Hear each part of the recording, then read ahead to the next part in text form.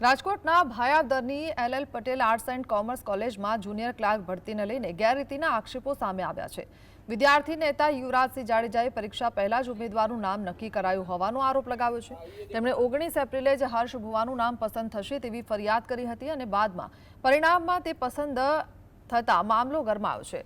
યુવરાજસિંહે પરીક્ષા પ્રક્રિયા, નિશ્ચિત બોલપેનનો ઉપયોગ અને ભરતીમાં પારદર્શિતાને લઈને સવાલો ઉઠાવ્યા છે।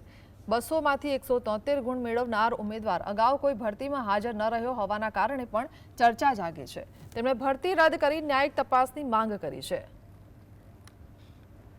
કોલેજની અંદર જુનિયર ક્લાર્ક માટેની જે ભરતી બહાર પડી હતી એનું નામ અગાઉથી જ જે લોકો પરીક્ષાર્થીઓ હતા એની પાસે પહેલેથી જ આવી ગયું હતું અને આ બાબતની જે જાણ છે એ જાણ અમે અગાઉ જ જ્યારે પરીક્ષાનું પણ આયોજન નહોતું થયું અને એ પહેલાં જ અમે આની જાણ અગાઉ શિક્ષણ મંત્રીને, યુજીસીને, ત્યારબાદ શિક્ષણ વિભાગના ઉચ્ચ અધિકારીઓને આની જાણ અમે લેખિતમાં કરેલી હતી।